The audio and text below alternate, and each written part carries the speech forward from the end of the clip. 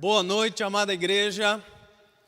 Meu desejo é que a graça e a paz do nosso único e suficiente Senhor e Salvador Jesus Cristo possa estar sobre a sua vida. Como você está? Espero que bem, crente, confiante em Jesus Cristo.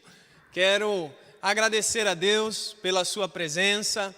Você que é membro da nossa igreja, congregado, você que clicou aí e está acompanhando, você que é de outra religião, enfim, amigo de alguém aqui da igreja também, seja muito bem-vindo, seja muito bem-vinda. Dá um oi aí no chat para que a gente possa saber que você está ligado, que o som está bom, que a imagem está boa também, para que Deus continue nos abençoando. Os avisos foram dados, mas eu quero também agradecer muito a presença dos que estão aqui. Deus abençoe muito vocês, usando aqui na direção, no louvor, na transmissão. Que Deus continue te abençoando muito, muito, muito, muito.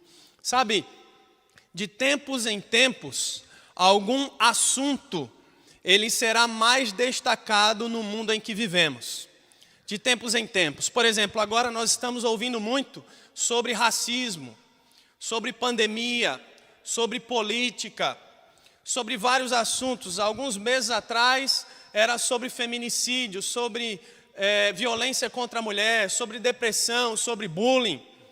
Alguns assuntos que vieram mais à tona e sempre atuais: família, suicídio, futebol, enfim, são inúmeros os assuntos que, vez por outra, eles são mais destacados. E eu quero afirmar que a Bíblia, a palavra de Deus, a voz de Deus, seja de forma direta, indireta ou por inferência, porque a Bíblia, ela tem seus princípios e valores. Ela sempre tem uma resposta adequada para qualquer assunto que nós imaginarmos. E nós devemos buscar na Bíblia, na palavra de Deus, a resposta que nós precisamos. E nesses dias que nós estamos vivendo, na pandemia, nós precisamos da voz de Deus. E eu quero convidar você, então, a poder abrir a palavra do Senhor em Jeremias. Estamos olhando aqui o passador de slide. Pronto, agora deu certo. Deixa eu ver. Pronto, agora deu certo. Você acompanha aí, está passando aí também, para que você possa acompanhar. Eu fiz alguns slides para facilitar aqui a nossa comunicação. Livro do profeta Jeremias, profeta maior, capítulo 18. Nós vamos poder meditar num trecho onde Deus falou muito ao meu coração. Renova-me, ó Senhor. Como nós acabamos de cantar, Deus tem o seu renovo. Nós somos esse vaso nas mãos do oleiro. Eu quero meditar contigo, Jeremias, capítulo 18, do verso 1 ao verso 12. Abra a sua Bíblia aí, por gentileza. Pega o seu celular, olha aí também, enfim, o seu computador, para que a gente possa acompanhar aqui essa porção tão relevante para os dias que nós estamos vivendo da palavra de Deus. Jeremias, capítulo 18, assim diz a palavra de Deus. Palavra do Senhor, que veio a Jeremias, dizendo: Dispõe-te e desce à casa do oleiro, e lá ouvirás as minhas palavras. Desci à casa do oleiro, e eis que ele estava entregue à sua obra sobre as rodas. Como o vaso que o oleiro fazia de barro se lhe estragou na mão, tornou a fazer dele outro vaso, segundo bem lhe pareceu. Então veio a mim a palavra do Senhor: Não poderei eu fazer de vós como fez este oleiro, ó casa de Israel? Diz o Senhor: Eis que, como barro na mão do oleiro, assim sois vós na minha mão, ó casa de Israel. No momento em que eu falar acerca de uma nação, ou de um reino para o arrancar, derribar e destruir, se a tal nação se converter da maldade contra a qual eu falei, também eu me arrependerei do mal que pensava fazer-lhe. E no momento em que eu falar acerca de uma nação ou de um reino para o edificar e plantar, se ele fizer o que é mal perante mim e não der ouvidos à minha voz, então me arrependerei do bem que houvera dito que lhe faria. Ora, pois, fala agora aos homens de Judá e aos moradores de Jerusalém, dizendo: assim diz o Senhor, eis que estou forjando mal e formo um plano contra vós outros. Convertei-vos, pois agora, cada um do seu mau proceder, e emendai os vossos caminhos e as vossas ações. Mas eles dizem: não há esperança, porque andaremos consoantes os nossos projetos, e cada um fará segundo a dureza do seu coração maligno. Assim diz a palavra de Deus em Jeremias, no capítulo 18, do verso 1 ao verso 12. Tenho, nesses dias, meditado em alguns livros, lido por completo alguns livros do gênero literário dos profetas maiores, profetas menores, e assim Jeremias. Porque os profetas eram suscitados por Deus para serem voz de Deus para aquele povo. Deus queria abençoar, Deus queria derramar da sua presença, Deus queria guiar o povo, mas o povo sempre se enredava para aquilo que era mal, para aquilo que não era a vontade do Senhor. E essa expressão sobre vaso, ela é muito interessante. Uma vez eu participei de uma reunião de pastores e veio um pastor colega e ele estava indignado. Nossa, eu fui ali numa reunião também, comentando de outra reunião, e ele disse: eu fui cumprimentado, a pessoa chegou para mim e disse: graça e paz, vaso. E eu fiquei: vaso? Ele disse: a paz de Deus, vaso. Ele ficou pensando, a gente tem o nosso linguajar evangeliquez, né? Próprio dos evangélicos. E ele disse: eu fui chamado de vaso, e se a minha esposa estivesse do lado, como é que ia chamar ela? E aí, graça e paz, vaza, ou bacia, ou jarro, ou qualquer outra coisa aí. Mas é interessante porque é um linguajar nosso. Se nós falarmos graça e paz, vaza, a gente vai, de certa forma, entender. Mas falar isso para alguém do mundo, algum parente, algum amigo do trabalho, ele não vai conseguir entender. E até para a gente ter um pouco mais de noção do que Deus estava falando aqui para o profeta, nós vamos passar um vídeo aqui rapidamente, para você entender aqui e assimilar essa arte do oleiro moldando o barro para conseguir alcançar a peça que ele desejava. Observe aí, em alguns breves minutos aí, para que você tenha ideia do que eu estou falando.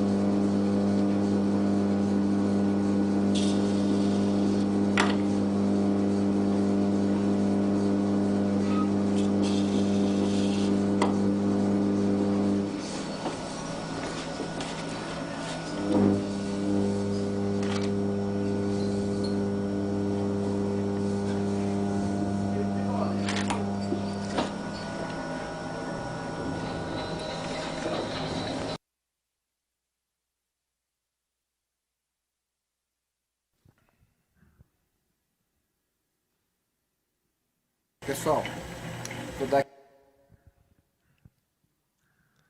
Som. Joia, joia. Nós pudemos acompanhar aí um artesão totalmente entregue à sua obra. Você viu que praticamente ele nem pisca, ele não olha para o lado, ele é perito naquilo que sabe fazer. Ele tem um domínio, ele já tem o vaso já que ele deseja já nas suas mãos. No final ele faz o biquinho ali, ó, já para derramar água, alguma coisa. Talvez você conheça alguns tipos de peças de barro.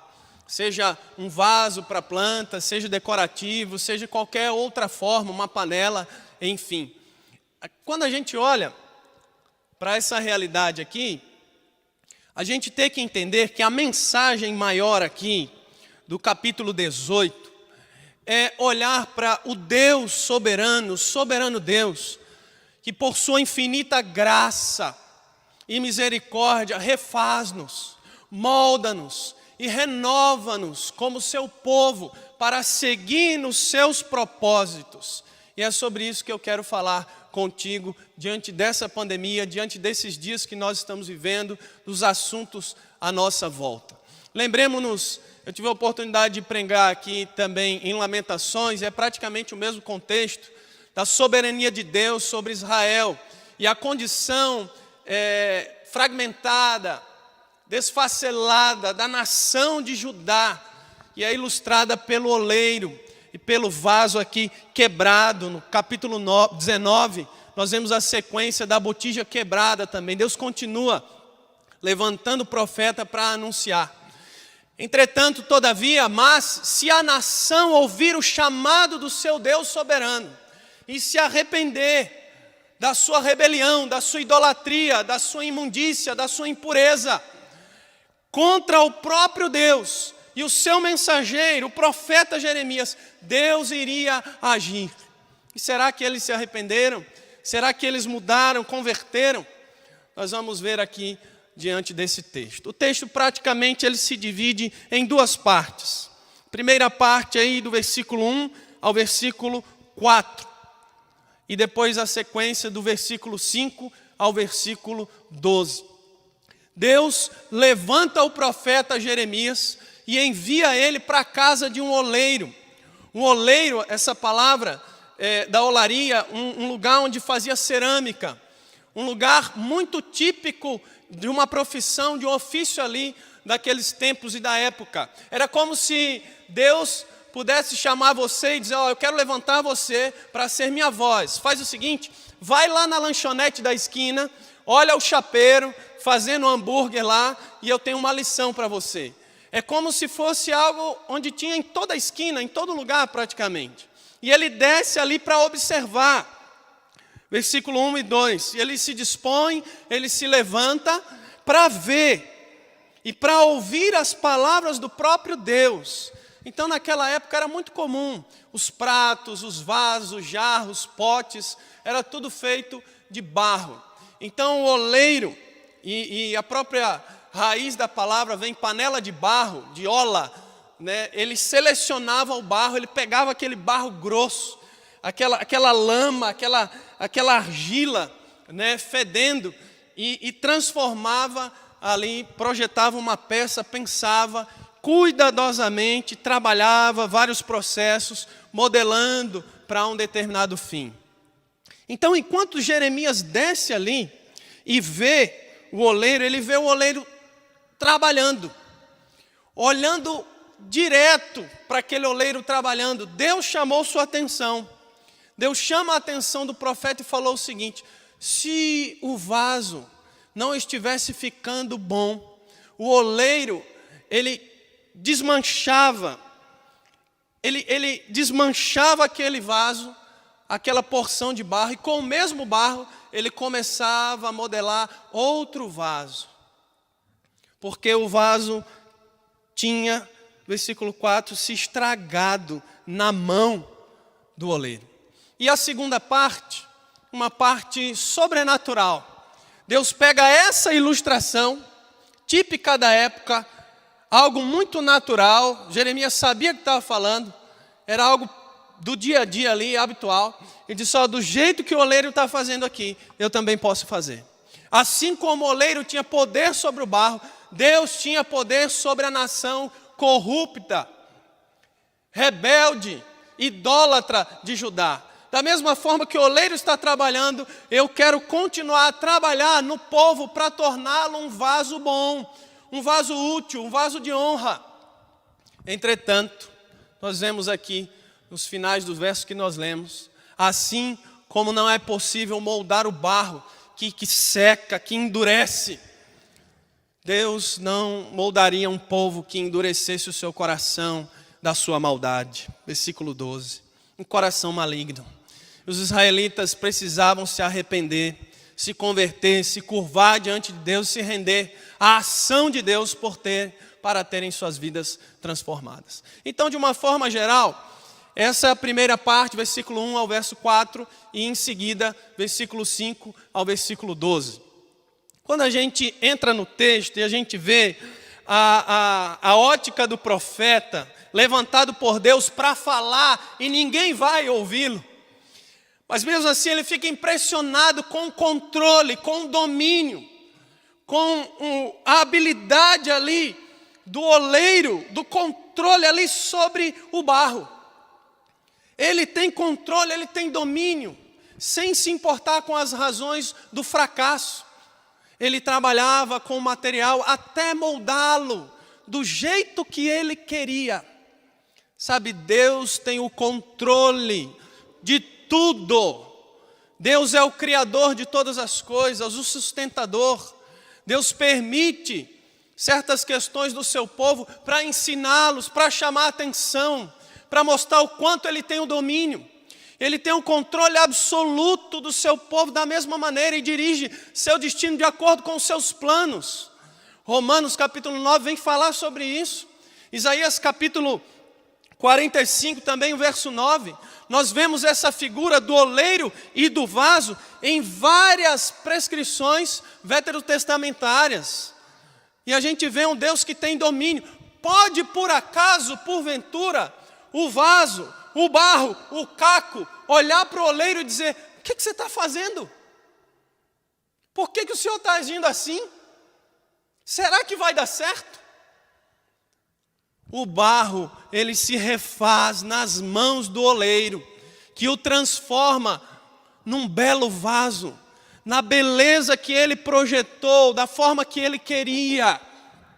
Nos dias em que nós estamos vivendo, Deus continua sendo o regente do universo, o presidente do mundo, o dono do meu coração e do seu coração, e continua com os seus planos infalíveis. Que sejamos sim como esses que estão sendo moldados, refeitos, renovados nas mãos do oleiro, refletindo a sua beleza. Tem um ponto muito difícil no texto para alguns, e aqui eu quero esboçar uma resposta, que é quando Deus diz aqui, nos últimos versos que lemos, que ele diz: eu vou me arrepender do mal que eu iria fazer, mas se eles mudarem, eu vou me arrepender do bem que eu queria fazer. Do versículo 8, o versículo 10. E como é isso em Deus? Deus se arrepende? Deus muda de mente? Então a gente tem que entender aqui, primeiro, que Deus é soberano. Os seus decretos estão estabelecidos. Então, existem alguns versículos que falam que Deus não se arrepende. E aqui está falando que Deus se arrepende. É interessante porque algumas traduções nem vão colocar aqui nesses versos 8 e também um pouco mais à frente aqui, um pouco mais à frente no texto também, de colocar Deus se arrepende, para não gerar uma possível, uma aparente contradição. Eles colocam Deus, ele se desvia, ele volta do mal, e eles colocam como desgraça de uma punição que Deus iria trazer. Existem duas palavras bem difíceis, igual paralelepípedo, que elas são descritas para o próprio Deus. Uma se chama antropopatismo e a outra antropomorfismo. Nossa, pastor, o que é isso? Então, o antropomorfismo é você atribuir a Deus formas de homens, formas humanas. Por exemplo, os olhos de Deus, as mãos de Deus, o coração de Deus, Deus virou as costas. Nós estamos atribuindo a Deus formas humanas, porque Deus é espírito. Mas para o nosso maior facilitador de entendimento, a gente atribui a Deus, mas Deus é espírito. Por exemplo, Deus, Ele se alegra, Deus, Ele chora, Deus se arrepende. Nós estamos tentando falar para Deus, e aí entra o antropopatismo. Você está tentando atribuir a Deus sentimentos humanos, numa tentativa de facilitar o nosso entendimento. E é por isso que o texto diz, se arrepende, mas aqui a gente tem que ir na raiz da palavra. E aí no hebraico é uma palavra que chama naham, que indica muito mais uma mudança do tratamento de Deus que seria dispensado para com aquele povo por causa do seu possível comportamento que iria mudar. Eles iriam se converter, eles iriam mudar, eles iriam se arrepender, do que propriamente dita numa mudança de mente. O que Deus diz acontece. Deus falou e vai acontecer, mais cedo ou mais tarde. O que há é dentro de uma esfera de possibilidades, Deus mudar a forma como Ele vai fazer isso. O que a gente tem que entender, diante de um assunto um pouco delicado, é que Deus é soberano. Deus tem o domínio de todas as coisas. Deus não perdeu o controle quando a nação de Judá estava longe dele. Deus não perdeu o controle quando seu filho estava na cruz.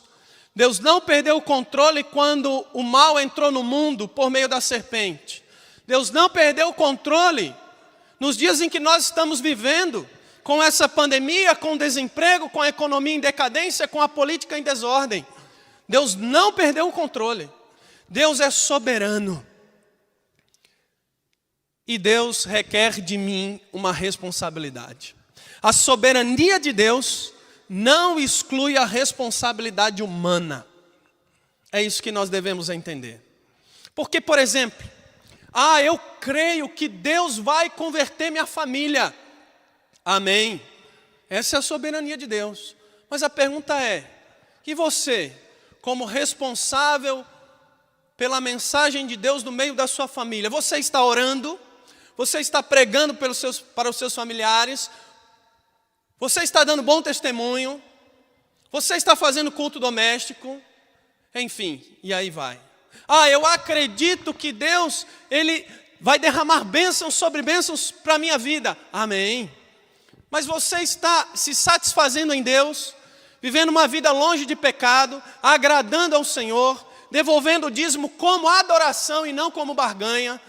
Você está querendo ser usado na obra de Deus. E aí vai. Deus é Deus.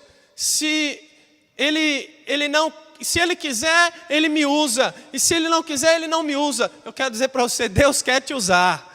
Se você é dele, você é um vaso de honra, você é selado com o Espírito Santo. Deus quer te usar nesse tempo de pandemia para levar uma palavra de esperança para tantas pessoas que estão padecendo, morrendo, angustiadas, em depressão, ansiedade e por aí vai. Então a soberania de Deus não exclui a responsabilidade humana. Elas se comunicam, elas conversam, não são questões excludentes, mas elas se atraem.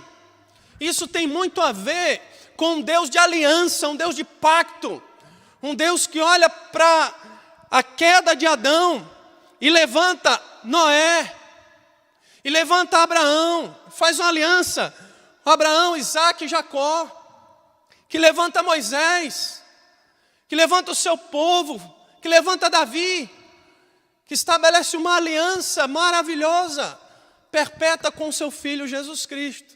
Então, quando a gente olha para a palavra de Deus, lá em Deuteronômio capítulo 27 e 28, nós vemos algo muito interessante. As bênçãos seriam decorrentes de uma vida de fidelidade, obediência e adoração. E as maldições seriam consequências de uma vida de pecado, uma vida de distanciamento do Senhor, uma vida imoral e de idolatria. Deus quer abençoar, Deus nos fez para abençoar. Mas o ser humano caído, o ser humano é barro, o ser humano é lama, o ser humano é pecado. Mas Deus, mesmo sabendo da natureza, e eu e você por vezes se estragando na mão do oleiro, nós estamos na melhor mão do mundo, na mão que rege o universo. E a questão aqui era horrível. O pecado estava tão encardido, tão absorvido, tão penetrável aqui no meio do povo, que o arrependimento estava fora de cogitação.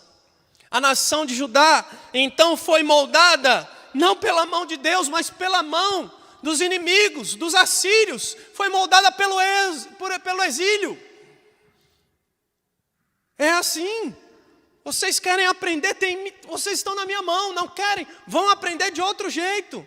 É isso que tem a ver com a disposição de Deus mudar ali para fazer conforme o seu plano soberano e inalterável.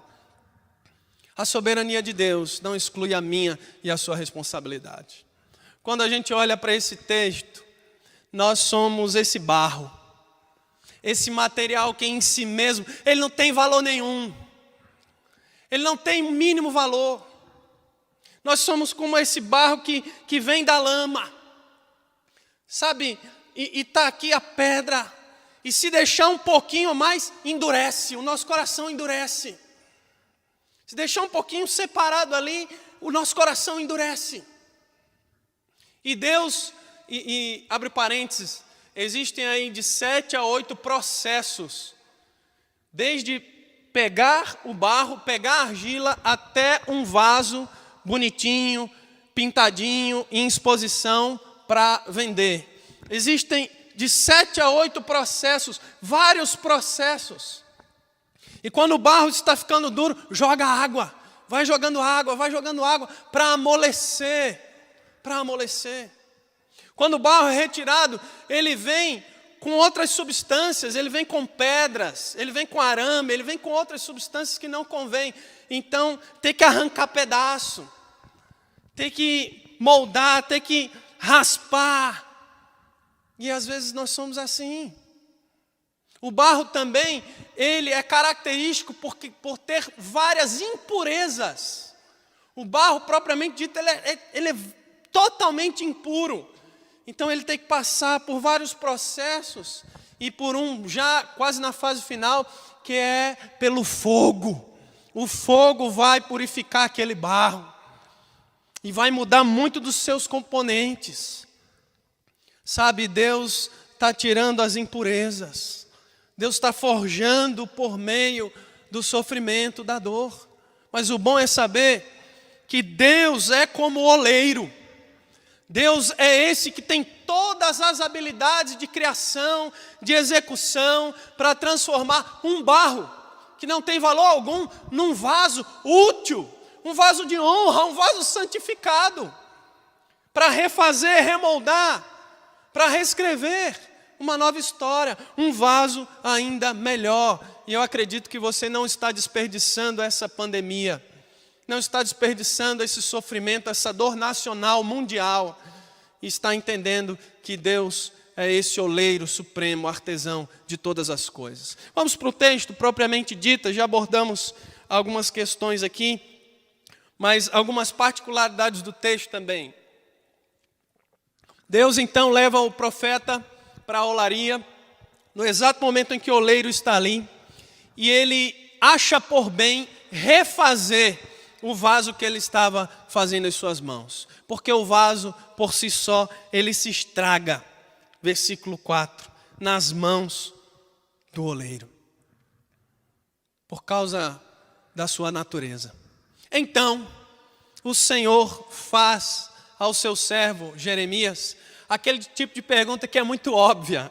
E aqui está no versículo 5, no versículo 6. Ele diz: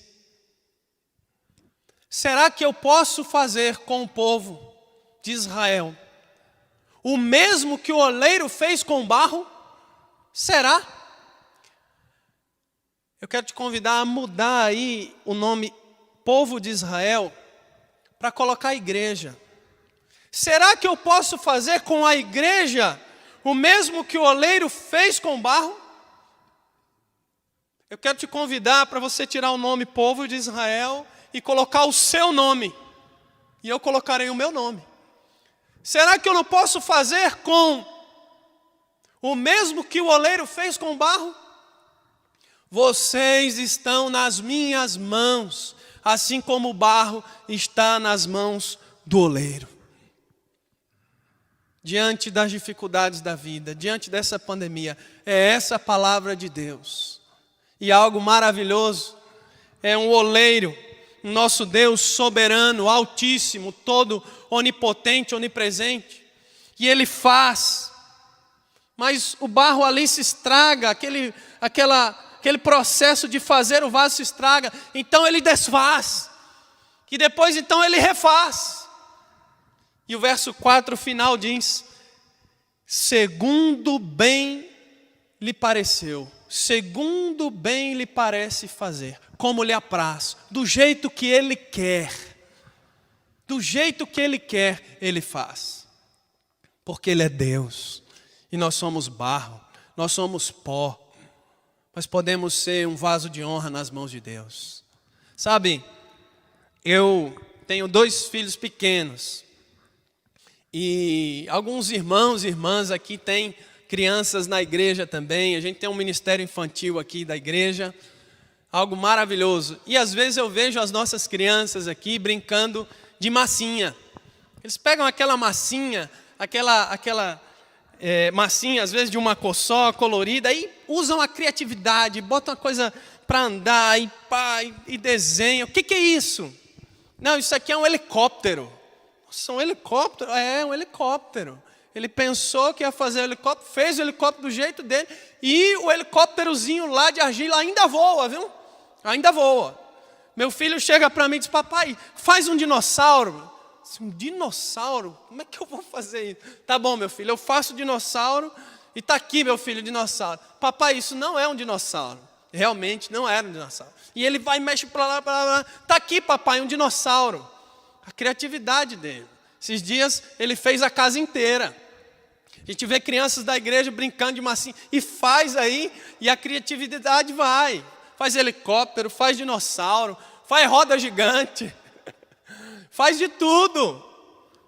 Porque eles estão ali brincando com aquela massinha, com aquele pedaço ali de argila, seja lá o que for, colocando a imaginação, mas já sabe o que vai fazer.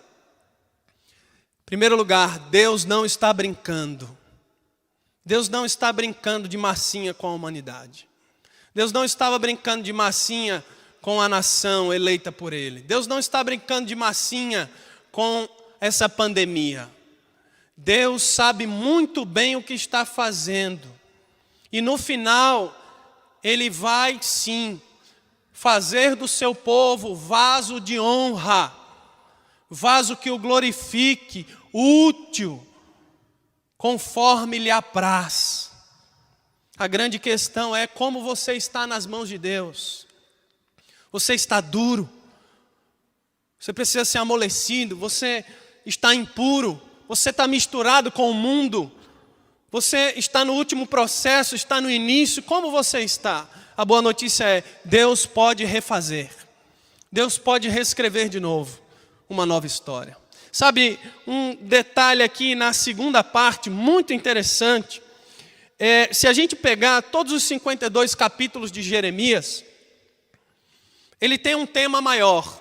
E aqui também, no capítulo 18, 19, estão descritos aqui. A mensagem do capítulo e de todo o livro de Jeremias gira em torno praticamente de 2 ações. Deus, Ele arranca para plantar e Ele destrói para edificar. Vamos fazer esse exercício aqui. Abra sua Bíblia aí. Deixa marcado aí em Jeremias 18. Mas vai para o primeiro capítulo de Jeremias. Jeremias, capítulo 1, o versículo 10. Mas deixa marcadinho aqui com o dedo ou com a fitinha em Jeremias 18.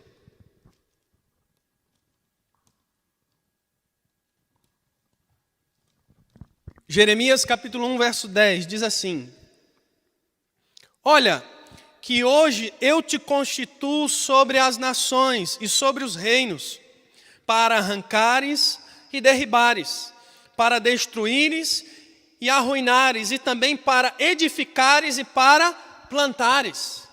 Agora lá em Jeremias capítulo 18, verso 7, diz assim: no momento em que eu falar acerca de uma nação ou de um reino, para o arrancar, derribar e destruir. Versículo 9. E no momento em que eu falar acerca de uma nação ou de um reino, para o edificar e plantar. Deus estava usando esse tema maior para a sua nação, para o seu povo.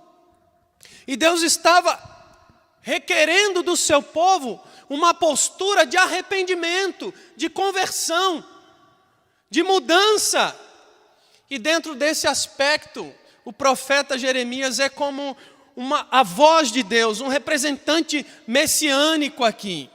Porque ele diz no versículo 11 e no versículo 12, essa realidade.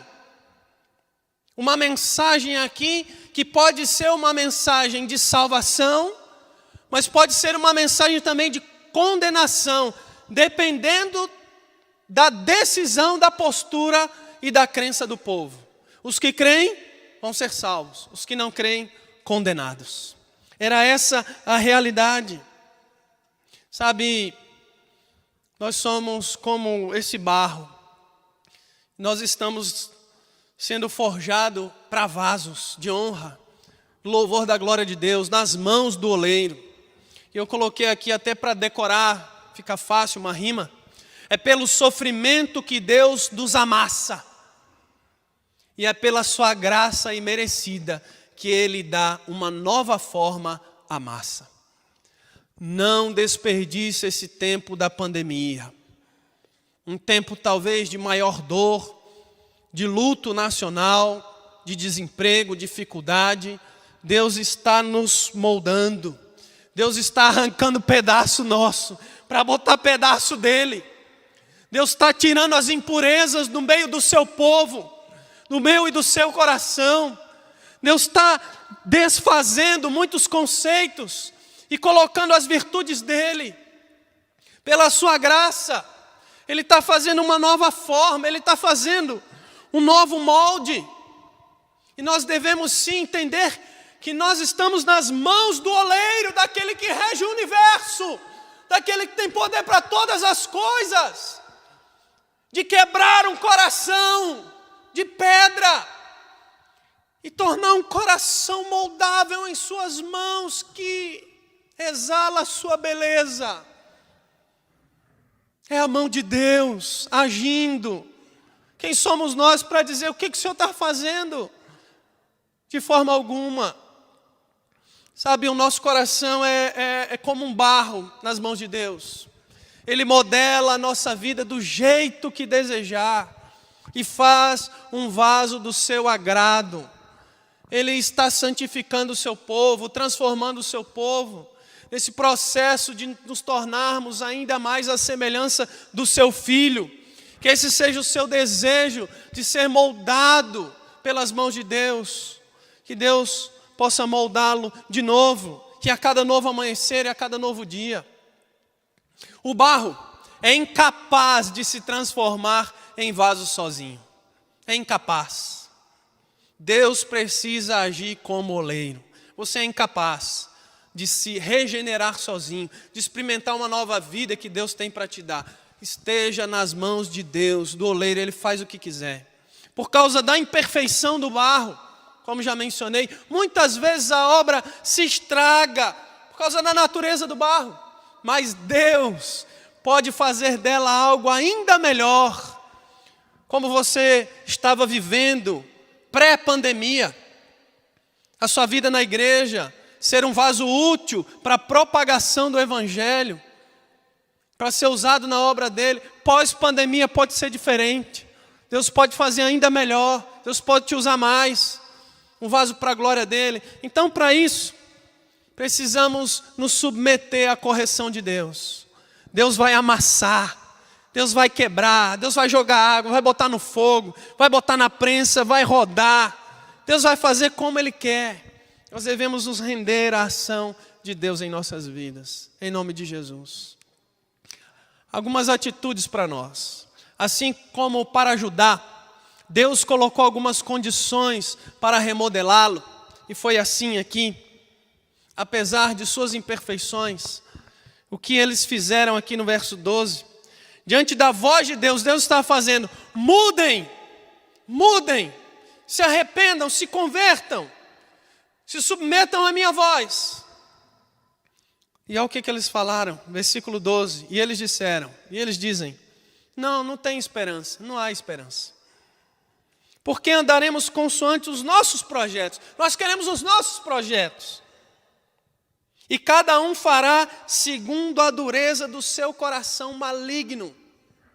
É preciso que nós não endureçamos o nosso coração, porque ele é enganoso, porque ele vai nos levar às inclinações da carne, ele vai nos levar para o fundo do poço, para longe de Deus. E pelo contrário, o que nós devemos fazer, amada igreja, irmão, irmã em Cristo Jesus? Submeta-se ao poder e à ação de Deus. Deus pode falar e realizar e refazer. Verso 7, arrependa-se dos seus pecados. Versículo 8, se arrependa. Versículo 11, converta-se. Converta-se, convertei-vos do seu mau proceder, do seu mau caminho. Mude de atitude, endireite os seus caminhos. Emendai os caminhos em novas atitudes. É isso que Deus quer fazer no meio de tudo isso, desse sofrimento. Algumas frases aqui que me chamam a atenção também. Quando o oleiro te molda, as digitais dele ficam em você. Deus está moldando, colocando as suas digitais, o querer dele, a vontade dele na sua vida. Permita-se ser moldado por Deus. Permita-se ser alguém moldável. Dói, mas vale a pena. Vale a pena. O oleiro perfeito, Deus, amassa o barro imperfeito, eu, para aperfeiçoar o vaso. Ele está nos aperfeiçoando. E por fim, se o barro não se entregar totalmente ao oleiro, nada pode fazer. O oleiro, diz aqui o verso 3, que ele está totalmente entregue. A gente viu no vídeo, não pisca, não se desvia, está ali, focado, é perito no que faz. Mas eu e você, nós precisamos nos entregar totalmente para ele completar a boa obra. Umas frases aí para nos chamarem a atenção.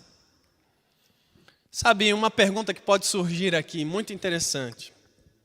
Qual é o ponto na vida de um povo ou de uma nação, de uma pessoa, em que a massa endurece, o pecado se fixa, cria raiz e o juízo se torna inevitável? Não sei, só Deus sabe. Só Deus sabe. O nosso papel é, como o profeta Jeremias, anunciar a salvação, anunciar que há esperança, conclamar e rogar que as pessoas se arrependam, orar, jejuar. Deus sabe, Deus pode converter o mais vil pecador e transformá-lo num crente, num homem de Deus, num pastor, num missionário. Deus pode honrá-lo. E também pensando na minha vida, na sua vida também, daqueles que nos assistem. Qual é o tempo para se arrepender? Mais para frente, depois? Prosseguir no caminho da desobediência ao Senhor, presumindo que podemos nos arrepender depois, mais para frente, e receber o perdão, é um erro fatal. Nós não sabemos quando nós iremos para a glória, nós não sabemos quando nós iremos ser ceifados dessa terra, quando Jesus vai voltar, e também nós deixaremos, na verdade, de desfrutar o melhor dessa terra, que é a própria presença de Jesus e do seu Santo Espírito. Então não deixe para amanhã, o dia hoje. Há perdão para você, que o arrependimento seja de fato o seu querer nessa noite. Olhemos para essa realidade. Deus é o oleiro, Ele é o supremo artesão, Ele está nos moldando à imagem do seu Filho. E nesse trecho nós aprendemos também um pouco mais sobre Deus. Deus é soberano, Deus quer um vaso de qualidade, Deus age para reagirmos. O soberano Deus deseja que reajamos à sua mensagem e sejamos moldados como vaso de honra. Será que você entende isso? Você entende que Deus é oleiro e Ele quer, no meio dessa pandemia, no meio desse sofrimento, dessa calamidade mundial e nacional, Ele quer te refazer, Ele quer te moldar, Ele quer te renovar. Pode ser, meu irmão, minha irmã, a melhor fase da sua vida com Deus, e você está desperdiçando, porque é no meio desse tempo difícil que a gente se ancora mais em Deus, que a gente reconhece que nós não estamos em nossas mãos, que Deus está quebrando, arrancando pedaços, tirando as impurezas. Existem pessoas que estão desfrutando desses dias de forma maravilhosa, fazendo culto doméstico, acordando de madrugada para orar, ligando para os irmãos, se preocupando, se desprendendo de recurso financeiro para comprar cesta básica, utilizando as redes sociais para evangelizar, anunciar a salvação. Estão ligando para parentes pedindo perdão porque não sabe o que vai acontecer. Está havendo reconciliação. Estão com a postura fixa de serem mais usados na igreja. Estão se desprendendo de quem são. Deus está fazendo uma grande obra no meio da igreja. Aqueles que tinham uma vida tão superficial em Deus estão procurando criar raízes agora. É horrível, meus irmãos, estar longe da comunhão dos santos. É horrível estar longe da igreja, da família do Senhor. É muito ruim, meu Deus, eu sinto tanta falta. E eu sei que você também. De cearmos juntos, de virmos à igreja, olhar nos olhos, abraçar. É horrível. Mas mais horrível ainda é estar longe da vontade de Deus. É viver uma vida de pecado, porque horrível coisa é cair nas mãos do Deus vivo. E Deus pode refazer, Deus pode mudar, Deus pode transformar. Isaías 64:8 diz: contudo, Senhor, Tu és o nosso Pai, nós somos o barro, Tu és o oleiro, todos nós somos obra das Tuas mãos. Nós somos assim. Existem vários outros escritos no Antigo Testamento Novo, essa figura de Deus sendo oleiro, nós sermos esses barros que não tem valor algum, mas nas mãos de Deus nós temos valor. Deus está moldando, nós somos esses nas mãos de Deus. Um outro texto é lá em 2 de Timóteo, no capítulo 2, 19 ao 21. Que tipo de vaso é você? Porque na casa de Deus existem utensílios, vasos de ouro e de prata, mas também de madeira e de barro, uns para a honra, outros para a desonra. Se alguém se purificar, será um vaso de honra, santificado e útil a Deus. Que você seja esse vaso de honra, um vaso que glorifica ao Senhor, santificado. E um vaso por si só, ele vai ser apenas um vaso. Mas o que importa no vaso é o seu conteúdo. E nós, como diz aqui em 2 Coríntios 4:7, nós temos, porém, esse tesouro. Mesmo a gente sendo vaso de barro, mas dentro do vaso tem um tesouro. Tem ouro, que é o próprio Deus morando em nós, por meio do seu Santo Espírito.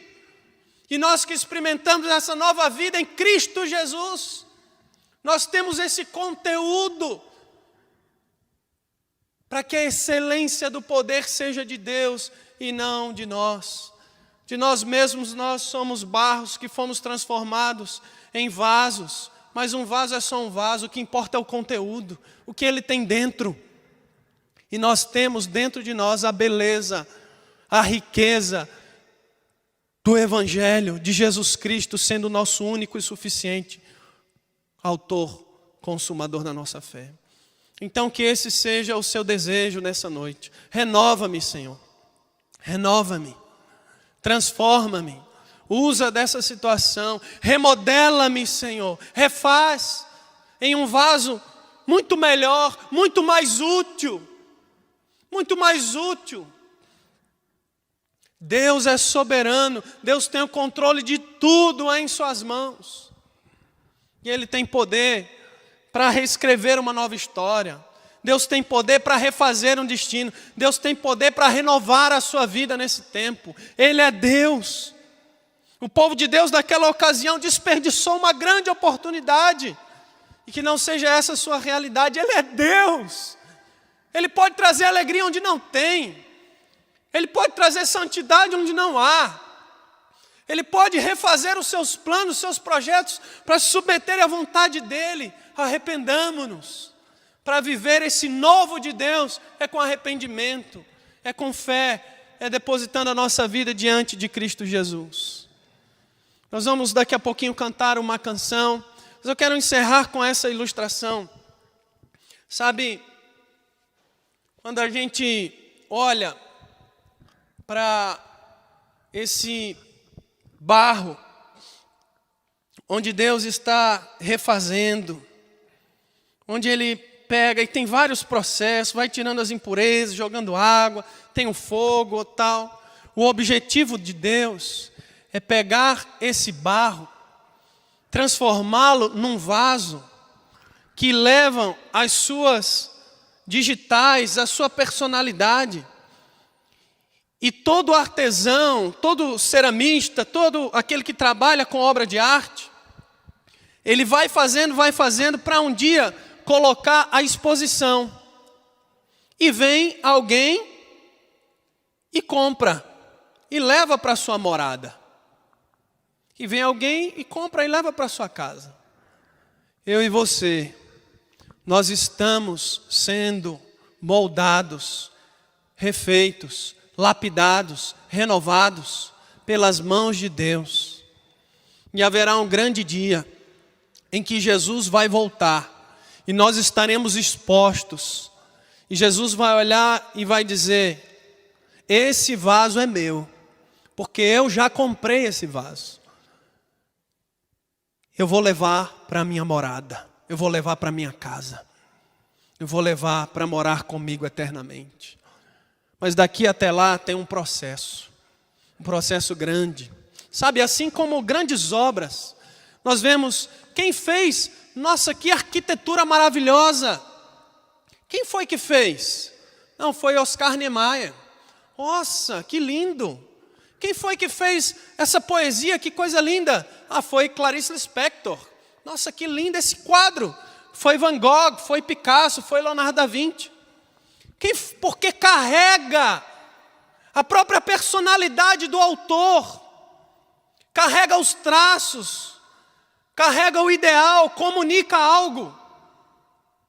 Quando as pessoas olharem para nós, e sobretudo Jesus, olhe para nós, quem fez esse vaso? Foi Deus. Porque tem a personalidade de Deus, porque honra a Deus, porque é útil para Deus, porque é renovado e moldado em Deus. É essa a questão. E nós seremos levados por aquele que já nos comprou no ateliê da vida, para a grande morada eterna. Deus, Ele tem um renovo na sua vida nesses dias, eu acredito muito nisso. Deus pode te moldar, te lapidar. Será que Deus não pode fazer de você um vaso novo, melhor, mais útil, mais santificado? Ele pode. Depende da sua resposta. Que a cada dia você se renove na presença de Cristo.